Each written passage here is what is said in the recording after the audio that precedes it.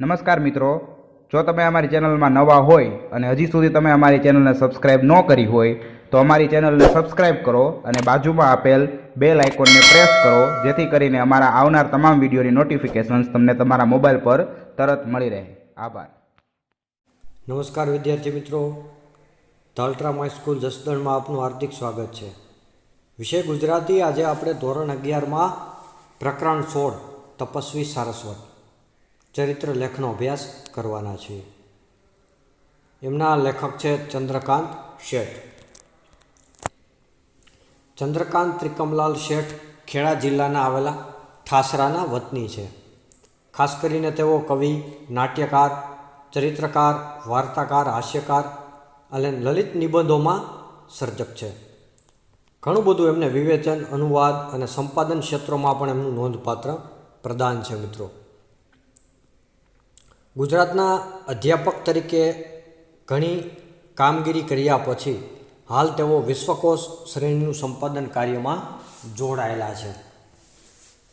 એમની કૃતિઓમાં પવન રૂપેરી, ઉઘડતી દિવાલો, પડઘાની પેલે પાર, ગગન ખોલતી બારી, સગે એક ઝળહળીએ, જળ, વાદળ અને વીજ, ગગન ધરા પર તડકા નીચે જેવા તેમના અનેક કાવ્ય સંગ્રહો છે. મિત્રો, ચાંદલિયાની ગાડી, હું તો ચાલુ મારી જેમ, ઘોડે ચડીને આવું છું, એમના બાળ કાવ્યના સંગ્રહો છે. મિત્રો, ઘણી બધી કૃતિઓ એમની ઉત્તમ કક્ષાની કહી શકાય એવી એમની છે. નંદ સામવેદી લલિત નિબંધ સંગ્રહો પણ એમને આપ્યા છે. ધૂળમાંની પગલીઓ આ કૃતિ વાંચવા જેવી છે. મિત્રો, એમના નાનપણના સંસ્મરણો એમને આલેખ્યા છે. ગુજરાતી સાહિત્ય સભા તરફથી એમને રણજીતરામ સુવર્ણચંદ્રક, દિલ્હી સાહિત્ય અકાદમી એવોર્ડ એમને પ્રાપ્ત થયેલા છે. આપણા પ્રસિદ્ધ વિદ્વાન કેકા શાસ્ત્રી કેશવ કાશીરામ શાસ્ત્રી વિશે એમને ચંદ્રકાંત શેઠે ખૂબ સરળ ભાષામાં સઘન વ્યક્તિત્વ એમને આલેખ્યું છે. એમનું આખું જીવન કેવું હતું, બહુ ઉત્તમ કક્ષાના સંસ્કૃતના જાણકાર કેકા શાસ્ત્રીની આ વાત એમને રજૂ કરી છે. બેઠી દડીનું હલકું પાતળું હાડ, ઘઉંવર્ણો વાન, ચપળ આંખો, અણિયાળું નાક, ભાલ પ્રદેશમાં સદાય ચમકતું ચીપિયા જેવું કુમકુમ વર્ણું તિલક, કસવાળી વૈષ્ણવી બંડી અને ઢીંચણથી થોડીક નીચે ધોતી, માથે જરા ત્રાંસી મુકાયેલી કેસરી ટોપી, ક્યારેક ગળે વીંટાળેલો કેસરી ઉપરણાનો ખેસ અને પગમાં રબરની સ્લીપર કે ચપ્પલ પહેરેલી એક વૃદ્ધ કાયા. હાથમાં લાકડી લઈ અમદાવાદની સડક ઉપર પુષ્ટિ સંપ્રદાયની હવેલી તરફ દેવદર્શન કીર્તન માટે ઉતાવળી ચાલે ધસતી જતી જોઈને તમે ખુશીથી ધારણા કરી શકો કે કેકા શાસ્ત્રી હશે. હવે તો શાસ્ત્રીજીનું આવું દર્શન આપણા માટે સ્મરણનો વિષય બનીને રહ્યું છે. બેઠી દડીના પતલું એવું શરીર, ઘઉંવર્ણો વાન, ચપળ આંખો, અણિયાળું નાક અને કપાળમાં સદાય તિલક હોય કુમકુમ વર્ણું, વૈષ્ણવી બંડી એમને ધારણ કરી હોય, ઢીંચણથી થોડેક નીચી ધોતી એમને પહેરેલી હોય, માથે જરા ત્રાંસી મુકાયેલી કેસરી ટોપી, ઉપર ખેસ હોય, પગમાં રબરના સ્લીપર અને ચપ્પલ પહેરેલા હોય, વૃદ્ધ કાયા અને લાકડીના ટેકે હાલ્યા જતા હોય, પુષ્ટિ સંપ્રદાયની હવેલી તરફ દર્શન કરવા કીર્તન કરવા ઉતાવળી ચાલે જતા હોય, એટલે તમે સરળ શબ્દોમાં ઓળખી શકો કે આ આપણા કેકા શાસ્ત્રી સિવાય બીજું કોઈ હશે નહીં. આપણા આરૂઢ વિદ્વાન કેશવરામ શાસ્ત્રીને સાહિત્ય જગત કેકા શાસ્ત્રીના ટૂંકા નામથી ઓળખે છે. પિતા કાશીરામ શાસ્ત્રી, માતા દેવકીબહેન પૂરેપૂરા વૈષ્ણવ ધર્મી. શાસ્ત્રીજીનું જન્મસ્થળ અને વતન માંગરોળ, જિલ્લો જુનાગઢ. હવે આવા શાસ્ત્રીજી તો ને આપણે એમના સ્મરણો યાદ કરીએ એની સિવાય બીજો કોઈ રસ્તો નથી, કારણ કેકા શાસ્ત્રી હવે આપણી વચ્ચે નથી. ખૂબ આરૂઢ વિદ્વાન એમ કહેવાય, ઘડાયેલો વિદ્વાન. સાહિત્ય જગતમાં આપણે તો એને કેકા શાસ્ત્રી તરીકે જ ઓળખીએ ટૂંકા નામથી. એમના પિતા કાશીરામ શાસ્ત્રી, માતા દેવકીબેન બંને પૂરેપૂરા વૈષ્ણવ ધર્મી. શાસ્ત્રીજીનું આમ તો જન્મસ્થળ જુનાગઢ જિલ્લાનું માંગરોળ, જન્મ 28 જુલાઈ 1905ના રોજ બરડાઈ બ્રાહ્મણ પરિવારમાં. પિતાજી મોટા વિદ્વાન, માતા ધાર્મિક વૃત્તિના ગૃહિણી. વેદશાસ્ત્રોનું અધ્યયન અધ્યાપન વારસામાં મળેલું. કેશવરામ કાશીરામ શાસ્ત્રીનો જન્મ 28 જુલાઈ 1905ના રોજ થયેલું. પોતે બરડાઈ બ્રાહ્મણ પરિવારમાં એમનો જન્મ. પિતા પણ બહુ મોટા વિદ્વાન, માતા ધાર્મિક વૃત્તિવાળા ગૃહિણી અને વેદશાસ્ત્રોનું અધ્યયન એમને વારસામાં મળેલું. ગળથૂથીમાં એમને કહેવાય ને કે શાસ્ત્ર પ્રેમ અને સંપ્રદાય પ્રેમ મળ્યા હતા. પ્રાથમિક માધ્યમિક શિક્ષણ એમને માંગરોળમાં લીધું. માંગરોળ વૈષ્ણવ સુબોધિની પાઠશાળામાં 11મા વર્ષથી તેમણે સંસ્કૃત વ્યાકરણ, સંસ્કૃત મહાકાવ્યો, ભાગવત આદિ પુરાણો, 16 ગ્રંથોનું તલસ્પર્શી અભ્યાસ આરંભ્યો હતો. કેશવરામ શાસ્ત્રી કહે છે કે ધોરણ 11માં માંગરોળની વૈષ્ણવ સુબોધિની પાઠશાળામાં ભણતા ત્યારે એમને સંસ્કૃત વ્યાકરણ, મહાકાવ્યો, ભાગવત પુરાણ અને 16 ગ્રંથોનો તલસ્પર્શી એટલે બહુ ઊંડાણપૂર્વક અભ્યાસ કરેલો. એના તજજ્ઞ પોતે. યુવા અવસ્થામાં પ્રવેશતા જ શાસ્ત્રીજીમાં પુષ્ટિ ભક્તિ અને પુષ્ટિ જ્ઞાન સુદૃઢ થઈ ચૂક્યા હતા. પોતે યુવાન અવસ્થામાં 20-25 વર્ષની ઉંમરના થયા ત્યારે પુષ્ટિ સંપ્રદાયની એમની ભક્તિ, એમનો પ્રભાવ એમની ઉપર થઈ ચૂક્યો હતો. 1936થી 39ના ગાળામાં બેંગાલ સંસ્કૃત એસોસિએશનની 4 અને બૌદ્ધ પાલીની 2 પરીક્ષાઓમાં તેઓ ઉત્તીર્ણ થઈ ચૂક્યા હતા. આમ તો 1936થી 39માં કહે છે કે બંગાળની અંદર સંસ્કૃત એસોસિએશન દ્વારા જે પરીક્ષાઓ લેવામાં આવે એટલી 4 અને બૌદ્ધ પાલીની ભાષામાં 2 પરીક્ષાઓ તેને ઉત્તમ કક્ષાએ પાસ કરી ચૂક્યા હતા. શાસ્ત્રીજી મેટ્રિક થયા પછી મુંબઈ ગયા, પરંતુ સ્વાસ્થ્ય માટે વાતાવરણ પ્રતિકૂળ જણાતા વતનમાં જ શિક્ષકની કામગીરી સ્વીકારી. મુંબઈવાસ દરમિયાન શાસ્ત્રીજી હસ્તપ્રતો ઉપરથી મુદ્રણકામ, નકલ, પ્રેસ કોપી તૈયાર કરવાની, પ્રૂફ વાંચનની તાલીમ લઈ ચૂક્યા હતા.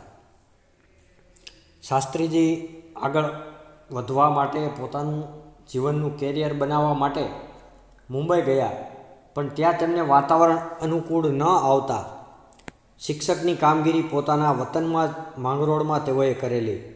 પણ મુંબઈમાં રહ્યા એ સમયે એમને હસ્તપ્રતોનું જ્ઞાન, પ્રૂફ રીડિંગ આ બધું તાલીમ મળી ચૂકી હતી. પોતે એના જાણકાર થઈ ચૂક્યા હતા.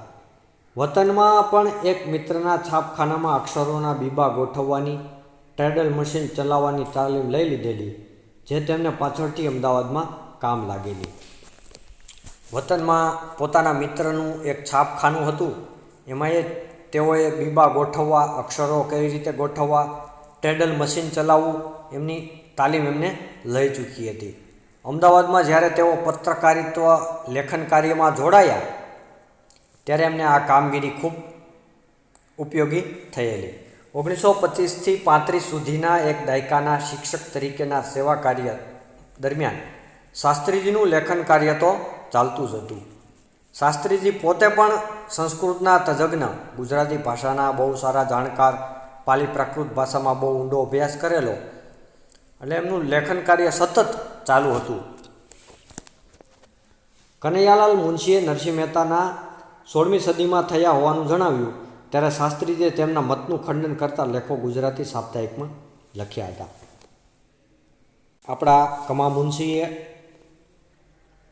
નરસિંહ મહેતા 16મી સદીમાં થયા એવી એમને વાત કરેલી ત્યારે શાસ્ત્રીજીએ તેમના મતનું ખંડન કરતા લેખો ગુજરાત સાપ્તાહિક આવે એમાં તેઓએ લખ્યા હતા કે નરસિંહ મહેતાનો યોગ્ય સમયગાળો કયો છે. તેમાંથી અનેક ગુજરાતી વિદ્વાનોનું ધ્યાન તેમના તરફ ખેંચાયું. ચુનીલાલ શાહે શાસ્ત્રીજીની કલમની શક્તિ પીછાણી તેમને પ્રજાબંધુ સાપ્તાહિકના તંત્રી મંડળમાં કામ કરવા આમંત્ર્યા. આ કામગીરીમાં શાસ્ત્રીજીએ ઘણું ઘડાવવાનું મળ્યું. પોતે નરસિંહ મહેતાનો સમયગાળા માટે લેખ એમને ગુજરાતી સાપ્તાહિકમાં લખ્યા એટલે વિદ્વાનોનું ધ્યાન એમના તરફ ખેંચાયું. ચુનીલાલ શાહે એમને આમંત્રિત કર્યા કે એમની કલમની તાકાત બહુ ઊંચી છે, ઉત્તમ કક્ષાની છે, એટલે પ્રજાબંધુમાં એમને સાપ્તાહિકના તંત્રી તરીકે કામગીરી સોંપી. કામગીરીએ શાસ્ત્રીજીએ ઘણું બધું આ બાબતમાં એમને શીખવા મળ્યું. જગતનું રાજકારણ, સોદાગરની કિતાબ જેવી 2 કોલમો પ્રજાબંધુમાં તેઓ ચલાવતા હતા. પોતે જગતનું રાજકારણ, સોદાગરની કિતાબ જેવી 2 કોલમો તેઓ પ્રજાબંધુમાં પોતે લેખો લખતા આ નામથી, આ ટોપિક ઉપર. આ દરમિયાન ગુજરાત વિધાનસભાના બુદ્ધિ પ્રકાશમાં સામયિકમાં છપાતા શાસ્ત્રીજીના લેખોથી આકર્ષાય એ સંસ્થાના મંત્રી હીરાલાલ પારેખે શાસ્ત્રીજીને ગુજરાત વિધાનસભામાં જોડાવા નિમંત્રણ આપ્યું. આ દરમિયાન ગુજરાત વિધાનસભા દ્વારા બુદ્ધિ પ્રકાશ જે સામયિક છપાતું એમાં શાસ્ત્રીજીના લેખોથી આકર્ષાય અને એમના તંત્રી જે એમના મંત્રી હતા સંસ્થાના હીરાલાલ પારેખ, એમને શાસ્ત્રીજીને વિધાનસભામાં જોડાવા માટે આમંત્રણ આપ્યું. 11 એપ્રિલ 1936માં તેમણે ગુજરાત વિધાનસભાના હસ્તલિખિત ગ્રંથ સંગ્રહની કામગીરી સંભાળી ખૂબ પરિશ્રમ લઈ ત્યાંની હસ્તપ્રતોની સંકલિત યાદી તૈયાર કરી આપી. આ સમયગાળા દરમિયાન મધ્યકાલીન ગુજરાતી સાહિત્યના સન્માન્ય વિદ્વાનની પ્રતિષ્ઠા રડાવી આપનારા કવિચરિત ભાગ 1-2, આપણા કવિઓ જેવા ગ્રંથો તેમણે આપ્યા. પોતે ગુજરાત વિધાનસભામાં તેઓ જોડાયા. હસ્તપ્રતોની તેમને ખૂબ સરસ કામગીરી નિભાવી. એ દરમિયાન એમને વિદ્વાન સાબિત કરવા માટે કવિચરિત ભાગ 1-2, આપણા કવિઓ એમને ગ્રંથો એમના ઓલરેડી છપાઈ ચૂક્યા હતા. સંશોધનનું કાર્ય શાસ્ત્રીજીનું પ્રિય કાર્ય હતું. કોઈ વસ્તુ ઉપર સંશોધન કરવું, એની ઉપર લેખો લખવા શાસ્ત્રીજીનો પ્રિય વિષય બની ગયો હતો. શાસ્ત્રીજી મેટ્રિક થયા પછી મુંબઈ ગયા, પરંતુ સ્વાસ્થ્ય માટે હેમચંદ્રાચાર્યના અપભ્રંશ વ્યાકરણનો સમજૂતી સાથેનો ગુજરાતી અનુવાદ તેમણે તૈયાર કરેલો. શાસ્ત્રીજીએ ભાષા, વ્યાકરણ, કોશ, ઇતિહાસ, સંસ્કૃતિ તથા સાહિત્ય તેમજ પત્રકારત્વ જેવા ક્ષેત્રોમાં વિવિધ પ્રકારે વિપુલ પ્રમાણમાં કાર્ય કર્યું. હેમચંદ્રાચાર્યનો અપભ્રંશ વ્યાકરણ જે ગ્રંથ હતો તેમનો એમને ગુજરાતીમાં અનુવાદ કર્યો, લોકોને વ્યાકરણ સમજ પડે એ માટે. ત્યાં સુધીમાં તો શાસ્ત્રીજી ભાષા, વ્યાકરણ, ઇતિહાસ, કોશ ઘણું બધું પત્રકારત્વ ક્ષેત્રે કામ કરી ચૂક્યા હતા. સાહિત્ય ક્ષેત્રે એમને સંશોધન, સંપાદન, અનુવાદન, વિવેચન, પછી કવિઓના નાટકો, ચરિત્ર, પ્રવાસ આદિમાં એમને નોંધપાત્ર પ્રદાન કર્યું. શાસ્ત્રીજી સંશોધક તરીકે પ્રતિભાની ગુજરાતના અનેક વિદ્વાનોને નોંધ લીધી. એના વિકાસમાં ગુજરાત વિદ્યાસભા મહત્ત્વનું નિમિત્ત બની રહેલી. ઘણા બધા વિદ્વાનોનું ધ્યાન ખેંચાયેલું કે શાસ્ત્રીજીની આવડત સંશોધન ક્ષેત્રે સારી એવી છે સંશોધક તરીકે, અને એમના વિકાસમાં ગુજરાત વિદ્યાસભાનું મહત્ત્વનું પ્રદાન હતું. 1939થી શાસ્ત્રીજીએ ઉચ્ચ શિક્ષણ ક્ષેત્રે કાર્ય શરૂ કર્યું. પોતે મેટ્રિક હતા. ગુજરાતી, સંસ્કૃત ઘણી ભાષાઓ એમના ઉપર પકડ હતી. એમનું ઇતિહાસ, ગુજરાત ઇતિહાસ, સંસ્કૃતનું જ્ઞાન જોઈ અને ગુજરાત યુનિવર્સિટીએ તેમને અનુસ્નાતક કક્ષાએ PhD કક્ષાએ અધ્યાપન કાર્ય કરવાની માન્યતા આપી. તેમના માર્ગદર્શન હેઠળ 16 જેટલા વિદ્યાર્થીઓ છે એ PhD થયેલા એમના ગાઈડન્સ હેઠળ, અને ગુજરાત યુનિવર્સિટીને તેમના અધ્યાપક તરીકે પણ સેવાનો લાભ મળ્યો. SNDT યુનિવર્સિટી પણ એમને આમંત્રણ આપ્યું અને પોતે આસિસ્ટન્ટ પ્રોફેસર તરીકે જોડાયેલા. LD ઇન્સ્ટિટ્યૂટ ઓફ ઇન્ડોલોજી જેવી સંસ્થાઓને તેમની સંશોધન સેવાઓનો લાભ મળ્યો હતો. શાળાની 11 વર્ષની અને ઉચ્ચ શિક્ષણમાં 52 વર્ષની તેમની અધ્યાપન સેવાઓ ગણતા 65 વર્ષ સુધી એમની વિદ્યાકીય કારકિર્દી આપણે ગણી શકાય. આ વિરલ કહેવાય મિત્રો. પોતે શાળામાં 11 વર્ષ અને 52 વર્ષ અધ્યાપન કાર્ય ઉચ્ચ શિક્ષણ ક્ષેત્રે કર્યું. એમએડ એજ્યુકેશન લેવલમાં ઉચ્ચ શિક્ષણમાં એમને ભણાવેલું. 65 વર્ષ સુધી આ માણસે અધ્યાપન વિદ્યાની સાધના કરી હતી. આ દરમિયાન અભ્યાસી, સંશોધક, પ્રાધ્યાપક તરીકેની શાસ્ત્રીજીની સેવાનો સાર્વત્રિક રીતે સમાદર થતો રહેલો. આયુષ્યના અંત સુધી શાસ્ત્રીજી સાહિત્યના સંશોધન, સંપાદન, કોષ કાર્ય અને લેખન કાર્યમાં ગળાડૂબ રહ્યા હતા. પોતે ઘણી બધા અભ્યાસ, સંશોધન, પ્રાધ્યાપક તરીકે શાસ્ત્રીજીએ ઘણી બધી સેવાઓ કરી અને લોકોના વિદ્વાનોના મગજમાં તેમનું માન આદરણીય હતું. આયુષ્યના અંત સુધી એ માણસે સંપાદન, લેખન કાર્ય શરૂ રાખ્યું હતું. ગળાડૂબ હતા એમાં. સંશોધન અને સંપાદન ક્ષેત્રે શાસ્ત્રીજીએ મહાભારત વિશેની મધ્યકાલીન ગુજરાતી કવિઓની કેટલીક કૃતિઓ સંકલિત કરી. તેમનું સુંદર સંપાદન કરેલું છે. તે પણ વેદવ્યાસના મહાભારતનો મૂળ અસલી ભાગ કયો, કેટલો અને કેવો તેનું સંશોધન કરી સંપાદન કર્યું. મહાભારતના મધ્યકાલીન યુગમાં સંસ્કૃતમાં મહાભારત ઉપર ઘણી બધી કૃતિઓ લખાયેલી મિત્રો. અને આપણા વેદવ્યાસ રચિત મૂળ અસલી ભાગમાં કેટલો ભાગ કેટલા વિદ્વાનોએ લીધો છે કથાનક તરીકે, એમનું બહુ સરસ મજાનું સંકલિત અને સંશોધન એમને કરેલું. આ ઉપરાંત આયુષ્યના અવશેષે શ્રીમદ ભાગવત જેવા ભક્તિ પુરાણ દસમ સ્કંદનું સંશોધન સંપાદન કરી તેમની વિદવત પ્રતિભાનું ઉજળું પ્રમાણ સૌને આપ્યું. શ્રીમદ ભાગવત ગીતામાં દસમ સ્કંદનું આખું સંપાદન એમને કરેલું. મહાભારતમાં જે ભારત સંહિતા છે તેમાંથી 88 શ્લોકોની જય સંહિતા તારવી આપવાનું તેમને કઠિન કાર્ય પણ કરેલું. શ્રીમદ ભગવદ્ ગીતાના 101 શ્લોકોની ગીતા સતશ્લોકી પણ એમને તૈયાર કરેલી. બહુ ઊંચા ગજાનો વિદ્વાન કહેવાય મિત્રો. શાસ્ત્રીજી પાસેથી આપણને 250 જેટલા પુસ્તકો, 1500 જેટલા સંશોધન લેખો મળે છે. એમના ગુરુ ગોમતીદાસજીની હૂંફથી એમને સંસ્કૃતમાં કાવ્યશાસ્ત્ર, છંદશાસ્ત્ર અને વ્યાકરણશાસ્ત્ર એમની લગણી લાગેલી. સંસ્કૃતના એમને રસપાન કરાવનારા એમના ગુરુ ગોમતીદાસજીને કારણે તેઓ કાવ્યશાસ્ત્ર, છંદશાસ્ત્ર કહેવાય, કઠિનમાં કઠિન કોઈ હોય તો છંદશાસ્ત્ર છે, એમના ઉપર પણ એમનું સારું પ્રભુત્વ હતું અને એમને સંસ્કૃતમાં રસ પડેલો. તે જીવનભર જળવાઈ રહી. શ્રીમદ વલ્ભાચાર્યના ગ્રંથોનો વાદ તેમણે 21 વર્ષની વયે કરી પોતાની ઉત્કૃષ્ટ વિદ્યા નિષ્ઠાનો પરિચય સૌને આપ્યો હતો. વલ્ભાચાર્યના અમુક ગ્રંથો છે એમનો અનુવાદ એમને 21 વર્ષની ઉંમરે કરેલો મિત્રો. અને વિદ્વાનોનું એમના તરફ ધ્યાન ખેંચાયેલું કે આ કોઈ બાળક સાધારણ નથી.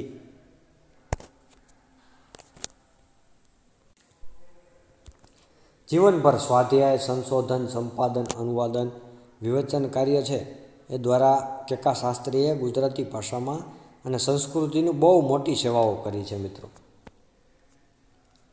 કોષ કાર્ય ઉપર શાસ્ત્રીજીનું પ્રિય રહેલું. ગુજરાતી ભાષાનો લઘુકોષ હોય, ગુજરાતી ભાષાનો પાયાનો કોષ, અનુપ્રાસ કોષ, બૃહદ ગુજરાતી કોષના 1-2 ભાગ, વન ઔષધિ કોષ, મોસ્ટ ઓફ સંસ્કૃત ઉપર જે કાંઈ હોય એમને ઘણા બધા એમના લેખનો જોવા મળે. વ્યુત્પત્તિ કોષ હોય, ભગવદ્ ગોમંડલના 900 જેટલા અધિકરણોનું વાંચન કરી પ્રામાણિક કરવા એમના બધા આ ઉદાહરણ આપી શકાય. આવા તો ઘણા બધા કામ એમને કર્યા છે. 250 જેટલા તો એમના પુસ્તકો છે. આવા વિદ્વાનની પાછળ સન્માનો આવે તે સહજ છે. તેમને સારસ્વત સાધનાને, અખિલ ભારતીય સંમેલનને વિદ્યા વાચસ્પતિની ઉપાધિ, ભારત સરકારે પદ્મશ્રીનો ખિતાબ આપી સન્માનેલા. આવા વિદ્વાનને સહજ છે, પ્રકૃતિગત કે એમને સન્માન મળે. અખિલ ભારતીય સંમેલને એમને વિદ્યા વાચસ્પતિનું બિરુદ આપ્યું અને ભારત સરકારે એમને પદ્મશ્રીનો એવોર્ડ આપ્યો. ગુજરાત સાહિત્ય સભાએ રણજીતરામ સુવર્ણચંદ્રક 1952માં સૌરાષ્ટ્ર યુનિવર્સિટીએ ડી.લિટની પદવી આપી અને એમને પોખેલા. તેમની પાસે 15 પદવીઓ અને 10 તો એવોર્ડ, 38 જેટલા માનપત્રો એમને મળેલા. ગુજરાતી સાહિત્ય પરિષદના પ્રમુખ પદે પણ તેઓ રહી ચૂક્યા હતા. ભાષા ભાસ્કર, ધર્મ ભાસ્કર, ભારત માર્તંડ, ગુર્જર રત્ન, મહામહિમ ઉપાધ્યાય જેવા અનેક ગૌરવ બિરુદો તેમને આપવામાં આવ્યા હતા. શાસ્ત્રીજીના સ્વભાવની સરળતા, ઔદાર્યને કારણે, તેમની સારસ્વત પ્રતિભાને કારણે આનંદ શંકર ધ્રુવ, કેશવ હર્ષદ ધ્રુવ, કૃષ્ણલાલ ઝવેરી, નરસિંહરાવ દિવેટિયા, કમા મુનશી, બલવંતરાય ઠાકોરથી માંડી રાવી પાઠક, રસિકલાલ પરીખ, ચુનીલાલ શાહ, હીરાલાલ પારેખ, આ મોટા ગજાના જે વિદ્વાનો છે એમનો સહકાર એમને મળ્યા હતા. શાસ્ત્રીજી અજાત શત્રુ હતા. સૌ એમની સારસ્વત સેવાઓનો સદભાવપૂર્વક સત્કાર કર્યો હતો. બહુ મોટા મોટા વિદ્વાનોના નામ આપ્યા છે કે શાસ્ત્રીજી એમની પણ ખૂબ એમને મદદ મળેલી. ગુજરાતી ભાષા સાહિત્યના ગૌરવરૂપી શાસ્ત્રીજી ખૂબ વિનયશીલ હતા. કમખા ગમખા એ એમનો જીવન સિદ્ધાંત હતો. સૂર્યોદય પહેલાં ઉઠી જઈ નિત્યક્રમથી પરવારી તેઓ ધર્મ ધ્યાન સરસ્વતી સેવામાં પોતાનો બધો સમય વિતાવતા. મિતભાષી શાસ્ત્રીજી આરામ ઉપર વધુ કામ કરવા માટે જ લેતા હતા. ગુજરાતી ભાષાને ગૌરવ થાય, ગુજરાતી ભાષા સાહિત્યને શાસ્ત્રીજી ખૂબ વિનયશીલ, કમખા અને ગમ ખાયો આ એમનો જીવન સિદ્ધાંત. સવારમાં વહેલું ઉઠી જાય સૂર્યોદય પહેલાં અને ધર્મ ધ્યાન કરે, સરસ્વતીની સાધના, પોતે વિદ્વાન, લેખો લખે અને આખું જીવન એમને પોતાના વિદ્યાના ખોળે એમને પાથરી દીધેલું. શાસ્ત્રીજીનું જીવન સરળતા સાદાઈમાં ઉત્તમ દૃષ્ટાંત પૂરું પાડે છે. સતત કાર્યરત શાસ્ત્રીજીનું શરીર તેમ મન હંમેશા હળવાફૂલ રહેતા. ઓછામાં ઓછો પરિગ્રહ, વધુમાં વધુ વિદ્યા સંગ્રહ એ એમનો આદર્શ હતો. ટપાલમાં આવેલ પરબીડિયા ઉપર ટિકિટમાં સિક્કો ન વાગ્યો હોય તો પણ શાસ્ત્રીજીએ ટિકિટને રદ કરવાની કાળજી લેતા. શાસ્ત્રીજીનું જીવન આમ તો હાવ સરળ અને સાદું. સતત એમને ટપાલમાં આવેલા પરબેડિયા ઉપર ટિકિટ ન ચોંટાડેલી હોય તો પણ તે પણ એમનું ધ્યાન રાખતા, એમની નોંધ રાખતા. બહુ ઓછો આરામ લઈ અને વધારેમાં વધારે વિદ્યાની સાધના એમને કરી હતી. દ્રઢ આસન બાંધીને રસેશ્વર શ્રી કૃષ્ણની રસરૂપા સરસ્વતીની સનિષ્ઠ સેવા કરવી, એમાં જ શાસ્ત્રીજી પોતાનું એકાંત ધ્યાન, જીવનનો સાત્વિક આનંદ, જીવનની સાચી સાર્થકતા અનુભવતા હતા.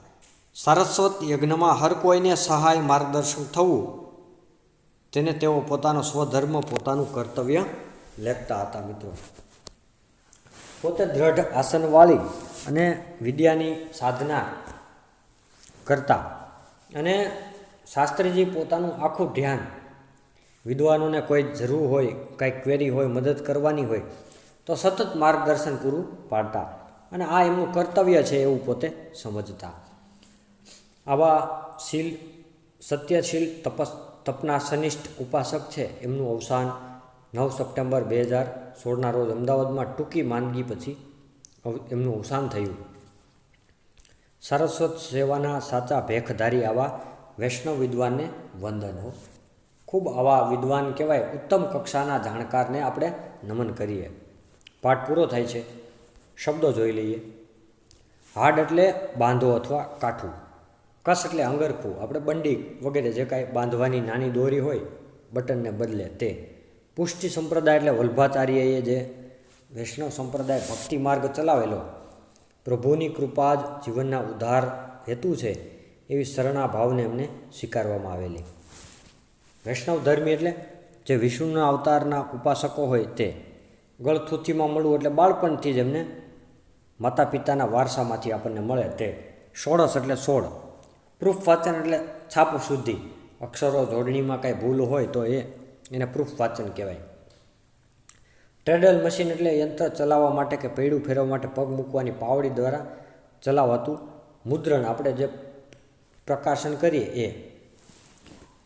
SNDT યુનિવર્સિટી એટલે શ્રીમતી નાથીબાઈ દામોદર ઠાકરસિંહ નામના એક મહિલા વિદ્યાપીઠ છે તે. સમાદર એટલે માનપૂર્વક સ્વીકાર. વલ્ભાચાર્ય એટલે પુષ્ટિ સંપ્રદાયના સંસ્થાપક અને વૈષ્ણવ ધર્મના આચાર્ય. વ્યુત્પત્તિ એટલે શબ્દની મૂળ ઉત્પત્તિ છે તે. અધિકરણને કોઈપણ પ્રકારના કોષમાં આવતો મુદ્દો, એન્ટ્રી. અજાત શત્રુ એટલે જેમનો કોઈ શત્રુ નથી તે. ધન્યવાદ મિત્રો.